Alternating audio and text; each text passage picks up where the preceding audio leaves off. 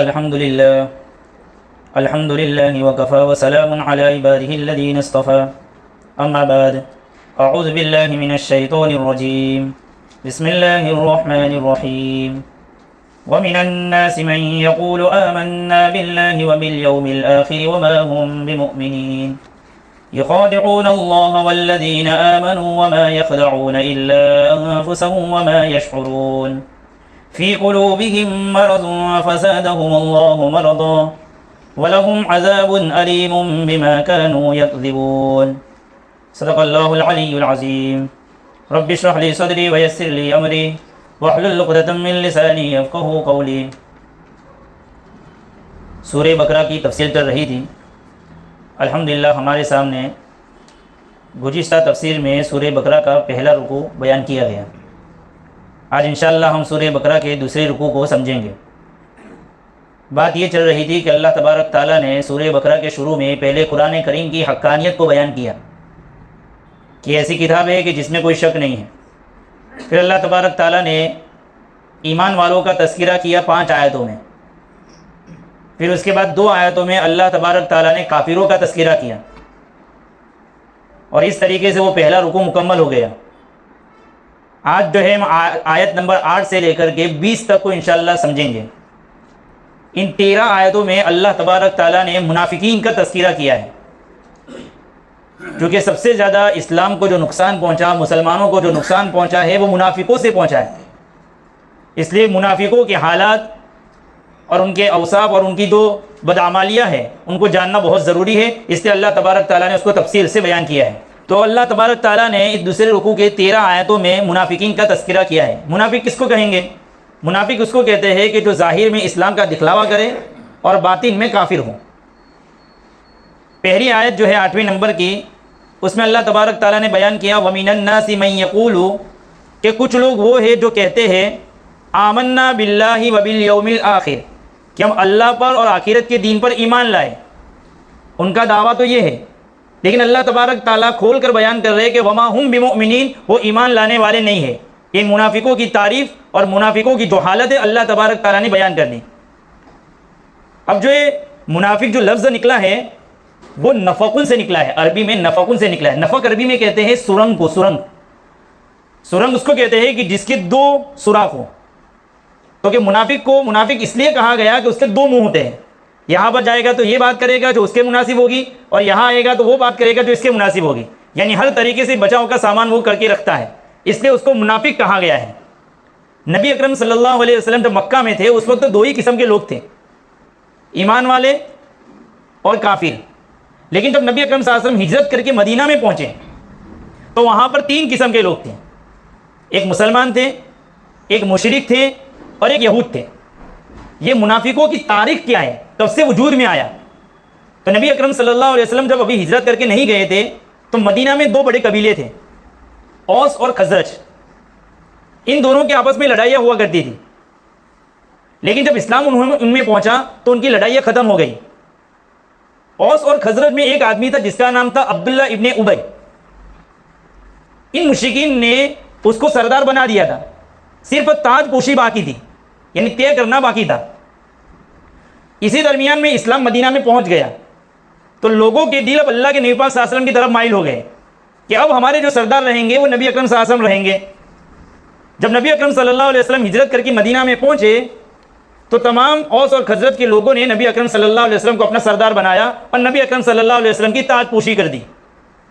یہ بات جو ہے عبداللہ ابن ابی کو برداشت نہیں ہوئی، وہ یہ چاہتا تھا کہ سردار میں بنوں لیکن بن نہیں سکا، اس لیے اس نے حسد کے مارے کچھ کر تو نہیں سکتا تھا، تو اس نے ایمان کفر کو چھپایا اور ایمان کو ظاہر کر کے لوگوں کے سامنے آیا۔ تو پہلا منافق جو تیار ہوا وہ عبداللہ ابن ابی تھا۔ پھر اس نے اپنے چمچوں کو اور اپنے ٹیلوں کو تیار کیا۔ تو مدینہ میں جانے کے بعد منافقین کا وجود ہوا ہے، اسی لیے جتنی مکی صورتیں ہیں اس میں منافق کا تذکرہ نہیں ہے، اور جو مدنی صورتیں ہیں اس میں منافقین کا تذکرہ ہے، کیونکہ وہاں سے وجود ہوا ہے ان کا۔ اب یہ منافق تھے۔ منافق کے سلسلے میں ایک بات ہم یہ بھی سمجھ لے کہ منافق 2 قسم کے ہوتے ہیں۔ ایک اعتقادی منافق کہ جس کا ایمان ہی خراب ہو، وہ اسلام کو چاہتا ہی نہیں ہے اور اسلام سے دشمنی رکھتا ہے، اس کو کہیں گے کہ اس کا عقیدہ ہی ایمان کے بارے میں خراب ہے۔ ایک منافق عملی منافق ہوتا ہے تو مسلمان، لیکن اس کے کام منافق جیسے ہوتے ہیں، جس کو نبی اکرم صلی اللہ علیہ وسلم نے حدیث میں بیان کیا کہ منافق کی 3 نشانی ہے کہ جب وعدہ کرے تو خلاف ورزی کرے، جب اس کو امانت دی جاوے تو خیانت کرے، اور جب بات کرے تو جھوٹ بولے۔ نبی اکرم صلی اللہ علیہ وسلم نے اس کی علامتیں بیان کی۔ تو ایمان والوں میں جن میں یہ خرابیاں ہوگی وہ نفاق سے اتنا قریب ہوگا، اللہ ہماری حفاظت فرماوے۔ تو یہ یہاں پر جو تذکرہ ہو رہا ہے وہ ان منافقین کا ہو رہا ہے کہ جن کا اعتقاد خراب تھا۔ تو اللہ کے نبی پاک صلی اللہ علیہ وسلم کو اللہ تبارک تعالیٰ نے بتا دیا تھا کہ مدینہ میں منافقین کتنے ہیں۔ اس میں 2 کوالٹی کے منافقین تھے مدینہ میں۔ ایک کٹر منافق، تو ان کا مقصد یہ تھا کہ اسلام کو ختم کر دو، اندر سے مٹا دو۔ ایسے منافق مدینہ میں 12 تھے۔ نبی اکرم صلی اللہ علیہ وسلم نے ان 12 کے نام حضرت حذیفہ رضی اللہ تعالیٰ عنہ کو لکھوا دیے تھے۔ آپ کو اس بات سے وہ قصہ بھی یاد آ سکتا ہے کہ حضرت عمر رضی اللہ تعالیٰ عنہ بار بار حضرت حذیفہ رضی اللہ تعالیٰ عنہ کے پاس جایا کرتے تھے اور پوچھتے تھے کہ مجھے اتنا بتا دو کیا ان 12 میں میرا نام ہے۔ اتنا ڈرتے تھے، اتنے مخلص ہونے کے باوجود، اور آج ہم اتنے کمزور ہونے کے باوجود بھی ہم یہ سب مطمئن ہیں۔ اور اس کے علاوہ بہت سارے ایسے تھے کہ جو مفاد پرست تھے، اگر مسلمان جنگ کو جیت جاتے تو اس کی طرف، اگر ہار جاتے تو ان کی طرف۔ کچھ منافق ایسے تھے۔ یہ جو منافق تھے، جیسے جیسے قرآن کریم کی تعلیمات اترتی گئی، یہ منافقوں کا دل صاف ہو گیا اور وہ تمام کے تمام صحیح معنوں میں مومن بن گئے۔ تو بچے صرف 12 منافق۔ تو یہ منافقوں کی تاریخ اور منافقوں کی قسمیں ہیں۔ اب اللہ تبارک تعالیٰ نے ان کی جو خرابیاں ہیں کھول کھول کر بیان کی ہیں۔ تو پہلی آیت میں تو یہ بیان کیا کہ کچھ لوگ وہ ہیں کہ جو کہتے ہیں کہ ہم اللہ پر ایمان لائیں اور آخرت کے دین پر ایمان لائیں۔ اللہ صاحب کہہ رہا ہے کہ یہ ان کے دعوے میں جھوٹے ہیں، وہ ایمان والے نہیں ہیں۔ دوسری آیت اللہ تبارک تعالیٰ فرما رہے، بہت زبردست یہ آیت ہے، اس میں ایمان والوں کو ایک زبردست تسلی ہے۔ یخادعون اللہ والذین آمنوا، کہ وہ منافق اللہ کو اور ایمان والوں کو دھوکہ دیتے ہیں۔ وما یخدعون الا انفسهم، حالانکہ حقیقت میں وہ دھوکہ نہیں دیتے ہیں مگر اپنی ذات کو ہی، یعنی حقیقت میں وہ اپنی ذات کو ہی دھوکہ دے رہے ہیں۔ وما یشعرون، اور اس کا ان کو شعور بھی نہیں ہے، سمجھ بھی نہیں ہے۔ یہاں پر اللہ تبارک تعالیٰ نے جو نبی اکرم صلی اللہ علیہ وسلم کو اور ایمان والوں کو یہ منافق جو دھوکہ دے رہے تھے، اس کو اللہ تعالیٰ کیا بیان کر رہے ہیں کہ وہ اللہ کو دھوکہ دے رہے ہیں۔ کیا معلوم ہو رہا ہے کہ ایمان والوں کو دھوکہ دینا یہ ایسا ہی ہے جیسا کہ اللہ کو دھوکہ دیا ہو۔ ایمان والوں کو کوئی بھی تکلیف اگر کوئی پہنچاتا ہے تو وہ ایسا ہی ہے جیسے کہ اللہ کو تکلیف پہنچا رہا ہے، اس لیے اللہ نے نسبت اپنی طرف کی، ورنہ تو اللہ کو کون دھوکہ دے سکتا ہے؟ اس لیے کہ دھوکہ تو وہ کھائے گا جس کو مستقبل کا علم نہیں ہے۔ اللہ کے سامنے تو ہر چیز ظاہر ہے، اس لیے اس کو تو کوئی دھوکہ نہیں دے سکتا ہے۔ یہاں پر اللہ نے اپنی طرف نسبت کر کے ایمان والوں کو تسلی دی ہے کہ گھبراؤ مت۔ جو 5 چیزیں پہلے رکوع میں ہم نے بیان کی ایمان والوں کی، جن لوگوں کے اندر یہ چیزیں ہوگی پھر تو مطمئن ہو جاؤ، ہم اس کی حفاظت فرمائیں گے۔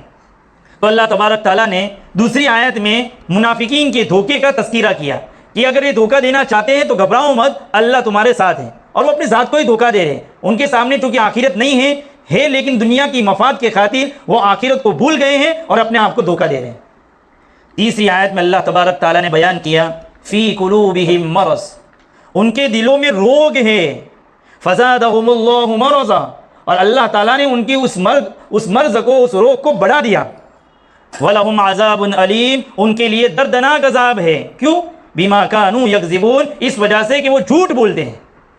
یہ تیسری آیت میں اللہ تبارک تعالیٰ نے منافقین کی ایک اور خرابی بیان کی کہ منافقین کے دلوں میں نفاق کا ایک روگ ہے۔ بیماری 2 طریقے کی ہوتی ہے، ایک جسمانی بیماری ہے، جسمانی بیماری کی اگر آدمی کیئر نہیں بھی کرے گا تو اس کا نقصان کب تک ہے؟ موت تک۔ اور ایک روحانی بیماری ہے، حسد ہے، کینہ ہے، بغض ہے، کپٹ ہے، یہ سب روحانی بیماریاں ہیں، اور اگر اس کا علاج نہیں کیا جائے گا تو یہ آخرت کو خراب کر دے گا۔ اس لیے ان کے دلوں میں نفاق کی بیماری ہے، یعنی اگر دوسرے الفاظ میں کہا جاوے کہ ان کے کیریکٹر جو ہے وہ بالکل خراب ہے، وہ حق اور باطل نہیں دیکھتے ہیں۔ جو منافق ہوتا ہے وہ کیا حق ہے کیا باطل ہے وہ نہیں دیکھتا ہے، فائدہ کہاں ہے وہ دیکھتا ہے۔ آج بھی بہت سارے ہم جو مسلمان مار کھا رہے ہیں، ہمارے بہت سارے ممالک ہیں، ملیشیا سے لے کر کے نہ جانے کہاں تک ہمارے ممالک ہیں، لیکن سب میں کیا ہے؟ مسلمان کیوں دبا ہوا ہے؟ نفاق کی بنیاد پر، چند کھوٹے سکوں پر وہ اپنے دین کا سودا کر دیتے ہیں۔ اللہ تعالیٰ کہہ رہے ہیں یہ بیماری ہے، اور جن کے دلوں میں بیماری ہوتی ہے تو اللہ تعالیٰ ان کی بیماری میں اور اضافہ کرتے ہیں اگر اس کی طرف وہ توجہ نہیں دیتے ہیں۔ ان میں بیماری کیا تھی کہ اسلام بڑھنا نہیں چاہیے، اسلام کی ترقی کو روکنے کے لیے یہ لوگ منافق بن کر مسلمانوں میں گھستے تھے، لیکن اللہ تبارک تعالیٰ دن بدن مسلمانوں کو بڑھاتا ہی جا رہا تھا، اس لیے ان کی بیماری بڑھتی جا رہی تھی، حسد میں جلتے ہی جا رہے تھے، بدر ہوئی، احد ہوئی، ایسے بڑھتے ہی جا رہے ہیں مسلمان. اور جیسے جیسے مسلمانوں میں ترقی ہو رہی ہے، ان کے نفاق کی بھی ترقی ہو رہی ہے اور ان کی دل کی بیماریاں بڑھ رہی ہیں. اللہ تعالیٰ کے بیان کر رہے ہیں کہ ان کے لیے دردناک عذاب ہے. دیکھو جب کافروں کی بات آئی تھی تو اللہ نے فرمایا تھا کہ بڑا عذاب ہے، بس اتنی بات تھی. اور یہاں جو عذاب ہے اس کے بارے میں کہا جائے دردناک عذاب ہے، یہ بڑا سنگین عذاب ہے، اس لیے کہ ان کے ذریعے سے مسلمانوں کو تکلیف زیادہ ہوئی ہے. اور دردناک کیوں کہا گیا؟ کیونکہ انہوں نے اسلام کا مزہ چکھا، یہ منافق نے، اور اس کے باوجود بھی انہوں نے اسلام کو قبول نہیں کیا. تو ان کو جہنم میں اس بات کا احساس ہوگا کہ ہم مسلمانوں کے اتنے قریب ہونے کے باوجود بھی اسلام پر عمل نہ کر سکے، اس کا درد ہوگا ان کو، دردناک عذاب. اس کی وجہ بیان کی بما کانوا یکذبون، کہ یہ جھوٹے ہیں. جھوٹ سب سے خطرناک چیز ہے، کہ نفاق تک پہنچانے والی چیز بھی جھوٹ ہے. اس لیے اللہ تبارک تعالیٰ نے بیان کیا کہ اس وجہ سے ان کو ہوگا یہ عذاب کہ وہ جھوٹ بولا کرتے تھے. آگے کی آیت میں اللہ تبارک تعالیٰ نے منافقین کے بارے میں ان کا حال بیان کیا کہ وہ کیسے لوگ ہیں. وَإِذَا قِيلَ لَهُمْ لَا تُفْسِدُوا فِي الْأَرْضِ، جب ان سے کہا جاتا ہے کہ تو زمین میں فساد مت پھیلاؤ. منافقین کیا کرتے تھے؟ زمین میں فساد پھیلاتے تھے. فساد صرف جھگڑے کا نام نہیں ہے، فساد کا مطلب ہے کہ اللہ کی بندگی سے لوگوں کو روکتے تھے. تو وہ لوگ کیا جواب دیتے تھے؟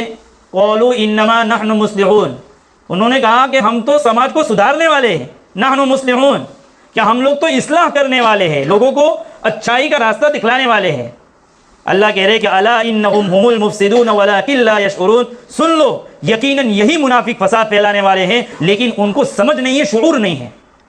آج کے زمانے میں بھی جتنے بھی اعمال اور عقیدوں کو بگاڑنے والی تحریکیں اٹھی ہیں، وہ سب کے سب اپنے آپ کو مصلح ہی کہتے ہیں کہ ہم لوگ جو ہے لوگوں کی اصلاح کرنے اور سماج کو سدھارنے کے لیے آئے ہیں. بورڈ تو ان کا یہ ہوتا ہے، لیکن ان کے نتیجے میں خرابیاں بہت پھیلتی ہیں. آج بھی دیکھو باہر آ کے کہتے تھے ہم عورتوں کو حقوق دینا چاہتے ہیں، جملہ بہت اچھا ہے، لیکن عورتوں کے حقوق کے نام پر کیا کر رہے ہیں سب کو معلوم ہے. ان کے گھر کی بیویوں کو نہیں سنبھال پا رہے، ان کی گھر کی عورتوں کو نہیں سنبھال پا رہے، اور پوری دنیا کی عورتوں کو حقوق دینے چلے ہیں. تو اصلاح کا بورڈ لگا کر وہ لوگ فساد پھیلاتے ہیں. اور جتنی بھی مغربی تہذیب ہے وہ سب کے سب کیا کر رہی ہے؟ عورتوں کو آزادی دو، عورتوں کو باہر نکالو، ایسے عنوان اچھے اچھے عنوان قائم کر کے فساد ہی تو پھیلا رہے ہیں. تو اللہ تبارک تعالیٰ نے بیان کیا کہ صرف ان کے کہنے سے، یعنی ہر چمکتا ہوا ہیرا نہیں ہوتا ہے کہ تم نے بہت اچھا دیکھ لیا ہم چلے گئے، ایسا نہیں ہوتا ہے، بلکہ دیکھا جائے گا کہ یہ چیز قرآن اور شریعت کے مطابق ہے یا نہیں ہے. تو منافقین جو ہے یہی کام کرتے ہیں. آگے اللہ تبارک تعالیٰ نے منافقین کی ایک اور حالت بیان کی کہ وَإِذَا قِيلَ لَهُمْ آمِنُوا، جب ان کو کہا جاتا ہے کہ تم ایمان لاؤ، کما آمن الناس، جیسے کہ دوسرے لوگ ایمان لائے، یعنی جیسے صحابہ لوگ ایمان لائے ہیں ویسا ایمان لاؤ، تمہاری پوزیشن جو ہے واضح کرو کہ تم یہاں ہو یا وہاں ہو. یہ آیت اصل حضرت علی رضی اللہ تعالیٰ عنہ نے یہ عبداللہ ابن ابی کو کہا کہ بھائی تو نفاق والی زندگی کیوں گزارتا ہے، صحیح معنوں میں ایمان لا. تو وہ کیا کہتا تھا کہ میں مومن ہوں، ایمان والا ہی ہوں، اس طریقے سے وہ دعویٰ کرتا تھا. تو اللہ تبارک تعالیٰ نے بیان کیا کہ تو وہ اس دعوے میں جھوٹا ہے. آگے ان کو اللہ تبارک تعالیٰ جو ہے منافقین کو دعوت دے رہے ہیں کہ جو جیسے صحابہ کرام ایمان لائے ویسے ایمان لاؤ. تو انہوں نے جواب کیا دیا؟ وہ کمزور جو مسلمان تھے ان کو یہ جواب دیتے تھے، قالوا انؤمن کما آمن السفہاء، کیا ہم لوگ ان بیوقوفوں جیسا ایمان لے آوے، یعنی یہ بیوقوف جیسا ایمان لائے ہیں ویسا ہم بھی ایمان لے آوے. یعنی وہ بیوقوف کیوں کہتے تھے؟ کہ انہوں نے دین کے خاطر گھر بار کو چھوڑا تھا، صحابہ نے اہل و عیال کو چھوڑا تھا، اس لیے چونکہ ان کے سامنے تو دنیا ہی دنیا تھی، وہ ان کو بیوقوف کہتے تھے کہ انہوں نے دنیا چھوڑی، اس کی بنیاد پر یہ بیوقوف ہے. آج بھی دین پر چلنے والوں کو بیوقوف ہی سمجھا جاتا ہے کہ جتنے بھی اللہ والے، دیکھو میڈیا پر بہت سارے بڑے بڑے علماء پر طنز کیے جاتے ہیں، صحابہ کو نہیں چھوڑا جاتا ہے. اور بہت سارے لوگ جو ہے بیٹھ گئے میڈیا پر اور صحابہ پر طنز کر رہے ہیں کہ صحابہ ایسے تھے، ان میں آپس میں اختلاف، نہ جانے کیا کیا کہا جاتا ہے. اور قرآن تو یہ کہہ رہا ہے کہ اگر تم کو تمہارا ایمان دیکھنا ہو تو صحابہ جیسا ایمان ہوگا تو ہی معتبر ہوگا. کیا کہا گیا ان کو؟ ایمان لاؤ جیسا صحابہ ایمان لائے. اس لیے صحابہ معیار حق ہے، حق کا معیار کون ہے؟ صحابہ ہے. ہم کو دیکھنا ہوگا کہ ہمارا ایمان اگر صحابہ کے مطابق ہے تو صحیح ہے، ورنہ گمراہ ہے. اس لیے صحابہ پر کوئی انگلی اٹھاتا ہے یا صحابہ کے بارے میں کوئی لب کشائی کرتا ہے تو سمجھو کہ یہ گمراہی کی طرف لے جا رہا ہے، فوراً اس سے دور ہو جاؤ. اس لیے کہ ہر جگہ پر صحابہ کے بارے میں طنز کیے جا رہے ہیں. اس لیے صحابہ کے متعلق ہمارا ایمان مضبوط ہونا چاہیے. صحابہ کے متعلق ہمارا عقیدہ کیا ہے؟ ایک لفظ میں سن لو، انبیاء علیہ الصلوۃ والسلام معصوم ہے. معصوم ہونے کا مطلب ہے کہ اللہ ان سے گناہ ہونے نہیں دیتا ہے. اور صحابہ جو ہے محفوظ ہے. محفوظ کا مطلب ہے کہ گناہ تو ہوتے ہیں لیکن اللہ ان کے نامہ اعمال میں باقی رہنے نہیں دیتا ہے. یہ صحابہ ہے. اس لیے صحابہ ہمارے لیے معیار کیوں ہے کہ نیکی کریں گے تو صحابہ کو دیکھو, اگر صحابہ جیسے نیکی کرتے تھے ویسی نیکی ہی قبول ہوگی, اور اگر انہوں نے گناہ کیا ہے تو ہم نے بھی گناہ اگر کیا ہے تو توبہ وہی قبول ہوگی جیسی صحابہ نے کی ہے. ان دونوں میں صحابہ ہمارے لیے معیار ہے, نیکی کرنے میں بھی اور توبہ کرنے میں بھی. تو یہ صحابہ کے بارے میں ہمارے عقائد مضبوط ہونے چاہیے. کوئی بھی صحابہ کے بارے میں ایک لفظ بھی نکالے فوراً اس سے دور ہو جاؤ, وہ منافق ہے. اس لیے کہ سب صحابہ کے بارے میں اللہ تبارک تعالیٰ نے کہہ دیا رضی اللہ عنہم ورضوا عنہ کہ اللہ ان سے راضی ہو گیا, وہ اللہ سے راضی ہو گئے, ان کو سرٹیفکیٹ مل گیا ہے. منافق کی ایک اور حالت بیان کی کہ دو منہ والے ہوتے ہیں وہ. وَإِذَا لَقُوا الَّذِينَ آمَنُوا, جب وہ لوگ ایمان والوں سے ملاقات کرتے, بڑے بڑے صحابہ سے جب ملتے ہیں تو کہتے ہیں قَالُوا آمَنَّا, ہم تو ایمان لے آئے ہیں. وَإِذَا خَلَوْا إِلَىٰ شَيَاطِينِهِمْ, اور جب ان کے سرداروں کے پاس تنہائی میں جاتے ہیں, شیاطین ان کے سرداروں کو کہا گیا ہے, تو قَالُوا إِنَّا مَعَكُمْ, وہ لوگ کہتے ہیں کہ ہم تمہارے ساتھ ہیں. اور ایمان والوں سے ہم تو مذاق کر رہے تھے, انما نحن مستہزئون, ہم تو ان کے ساتھ مذاق کر رہے ہیں. کیوں ایمان والوں کے ساتھ رہے ہیں؟ تاکہ دنیاوی فائدہ حاصل کر سکے. کیا فائدہ؟ وہ عورتوں سے نکاح کر سکے, جنگ جیتے تو مال غنیمت کو حاصل کر سکے, اس کے لیے ہم ایمان والوں کے ساتھ ہیں, ورنہ تو اصل تو ہمارا دل تو تمہارے ساتھ ہے. اللہ کہہ رہا ہے کہ ان کو یہ لگ رہا ہے کہ وہ ایمان والوں کا مذاق کر رہے ہیں, لیکن اللہ کہہ رہا ہے اللہ یستہزئ بہم, اللہ ان کے ساتھ مذاق کر رہا ہے. وَيَمُدُّهُمْ فِي طُغْيَانِهِمْ يَعْمَهُونَ, اور ان کو ان کی سرکشی میں ڈیل دے دی ہے کہ جس میں وہ حیران پھر رہے ہیں, کیونکہ اللہ نے فوراً ان کے نفاق پر پکڑ نہیں کی. اس لیے وہ کیا سمجھتے ہیں کہ ہم صحیح ہیں, نفاق پر پکڑ ہو جاتی فوراً تو سدھر جاتے, لیکن وہ نفاق کر کے آگے ہی چلے جا رہے. اللہ تعالیٰ رسی ڈھیلی کر رہے کہ جاؤ, پھر اللہ آخرت میں کھینچے گا. وَيَمُدُّهُمْ فِي طُغْيَانِهِمْ يَعْمَهُونَ, تو اللہ تبارک تعالیٰ نے منافقین کی یہ حالت بیان کی. اولئک الذین اشتروا الضلالۃ بالہدی, یہ تمام چیزیں بیان کر کے اللہ تبارک تعالیٰ ایک بات بیان کر رہے ہیں کہ یہ وہی لوگ ہیں کہ جنہوں نے ہدایت کے بدلے میں گمراہی کو خرید لیا. ان کے پاس ہدایت آئی, ہدایت جو تھی اس کو بیچ ڈالا اور گمراہی کو خرید لیا. فما ربحت تجارتہم, ان کی تجارت نے ان کو نفع نہیں دیا. وما كانوا مہتدین, اور اللہ تعالیٰ نے ان کو ہدایت بھی نہیں, یعنی ان کو سیدھا راستہ بھی نہیں ملا. اب یہ کیسی مثال ہے کہ جیسے ایک آدمی کو یہ کہا جاوے دو مکان ہے, ایک مکان تھوڑا ہلکا پھلکا, مثال کے لیے کہہ رہے ایک جھوپڑی کی شکل میں اور ایک بنگلہ ہے.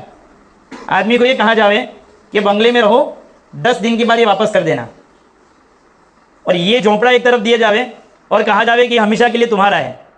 عقل مند جو آدمی ہوگا وہ یہ پسند کرے گا کہ وہ چیز لی جاوے جو ہمیشہ کے لیے اپنے پاس رہے. دنیا میں بھی ایسا ہی سوچے گا کہ وہ تو 10 دن میں میرے پاس سے چلا جائے گا, اور یہاں تو جو چیز ملنے والی ہے وہ دنیا سے بھی بہتر ہے. لیکن پھر بھی ان کی بے وقوفی کا یہ عالم رہا کہ انہوں نے ہدایت کو بیچ ڈالا اور ساتھ میں گمراہی کو لے لیا. یہ اللہ تبارک تعالیٰ نے منافقین کی حالت بیان کی. آگے اللہ تبارک تعالیٰ 4 آیتوں میں منافقین کی 2 مثالیں بیان کر کے بات کو پوری کر رہے ہیں. اگر آپ تھکے نہ ہو تو پورا کر دو یہ رکو, ورنہ میں نے جن کو بیٹھنے میں ادھر تو کرسی میں بھی بیٹھ سکتے ہیں. یہ ٹیبل لگانے مطلب یہی تھا کہ جو اوپر بیٹھ کر بھی سن سکیں. پھر اللہ تبارک تعالیٰ آگے جو ہے منافقین کی مثالیں بیان کر رہے ہیں. مثلہم کمثل الذی استوقد نارا, ان کی مثال اس شخص کی جیسی ہے کہ جس نے ایک آگ کو روشن کیا. اندھیری تھی, جنگل میں تھا, اندھیری تھی, اس میں اس نے ایک آگ کو روشن کیا, جس کا نتیجہ کیا ہوا فلما اضاءت ما حولہ, اس کے ماحول کو اس نے روشن کر دیا. جب آگ جلی تو آجو باجو کی چیزیں دکھائی دینے لگی. لیکن ایسی ہی وقت میں ذہب اللہ بنورہم, اللہ نے ان کی بینائی کو کھینچ لیا. وترکہم فی ظلمات, اور اندھیریوں میں چھوڑ دیا کہ لا یبصرون, جب ان کو کچھ سجائی نہیں دیتا ہے. پہلے اندھیری باہر تھی, روشنی کی ضرورت تھی, روشنی تو ہو گئی, لیکن اب اندھیری خود اپنی ذات میں آ گئی ہے کہ اندھے ہو گئے. باہر تو اجالا ہے لیکن خود اندھے ہو گئے ہیں, اس لیے اب ان کو اجالے سے کوئی مطلب ہی نہیں رہا. یہ ایسے ہو گئے سمم, بہرے ہیں, حق بات کو سننے سے بہرے ہیں. بہرے نہیں تھے حقیقت میں, لیکن چونکہ ہدایت ان کے کانوں میں نہیں اتر رہی تھی اس لیے قرآن کہہ رہا ہے سمم, بہرے تھے. بکمن, ہدایت کا اقرار نہیں کرتے تھے, حق بات کو بولتے نہیں تھے, اس لیے وہ گونگے تھے. امیون, اندھے تھے, ہدایت کو دیکھ رہے تھے لیکن اس کے باوجود بھی اس کا اقرار نہیں کر رہے تھے, اس لیے وہ اندھے تھے. جب ایک آدمی میں تینوں خرابیاں ہو اور راستے پر چھوڑ دیا جائے تو وہ چل سکے گا, اور چھوڑ دیا جائے تو واپس لوٹ سکے گا. لا یرجعون, اب ان کے واپس لوٹنے کی کوئی امید نہیں ہے, کیونکہ انہوں نے اپنی خود کی صلاحیت کو ختم کیا. یہ مثال کافروں کو بھی فٹ آتی ہے کہ مشرکین کے سامنے اللہ تبارک تعالیٰ نے ہدایت بھیجی تو روشنی ہوئی, ماحول روشن ہوا, لیکن انہوں نے اسلام کی مخالفت کر کے اپنی بینائی کو ختم کر ڈالا، اندھے ہو گئے، جس کے نتیجے میں وہ ہدایت پر نہیں آ سکے۔ یہ ایک مثال اللہ نے یہ بیان کی۔ ایک دوسری مثال بیان کر رہے ہیں، بہت زبردست مثال ہے۔ او کصیب من السماء، یا ان کی مثال آسمان سے برستے ہوئے بارش کی طرح ہے۔ فیہ ظلمات، بارش میں کتنی چیزیں ہوتی ہیں؟ 3۔ فیہ ظلمات، اس میں تاریکیاں ہے یعنی اندھیریا ہے، ورعد، اور گرج ہے، وبرق، اور بجلی ہے۔ بارش میں 3 چیزیں ہوتی ہیں۔ میں مثال منتخب کر کے پھر بتاتا ہوں، پہلے ترجمے سے سمجھے۔ یجعلون اصابعهم فی آذانهم من الصواعق حذر الموت، وہ جو گرج جو ہے وہ اتنی سخت ہے کہ اس گرج کی وجہ سے موت کے خوف سے اپنی انگلیوں کو کانوں میں ٹھوس دیتے ہیں۔ وہ لوگ منافقین اپنے کانوں میں انگلیاں ٹھوس دیتے ہیں اس گرج کی آواز کی بنیاد پر، لیکن اللہ کہہ رہے ہیں کہ اس کے کرنے سے وہ بچ جائیں گے۔ واللہ محیط بالکافرین، اللہ تبارک تعالیٰ نے کافروں کو گھیرے میں لے رکھا ہے، کہیں بھاگ نہیں سکتے، جتنا ظلم کرنا ہے کر لو، لیکن سب کے سب اللہ کی قدرت کے نیچے ہے۔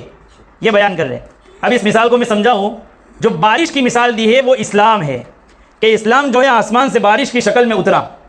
اب اس اسلام میں ظلمات سے مراد کیا ہے؟ کہ اس میں کفر اور شرک کا بیان ہے اسلام میں، کہ یہ کفر ہے، شرک ہے، اور اس میں اندھیریا ہے۔ پھر کڑک ہے، گرج ہے۔ گرج کا کیا چیز؟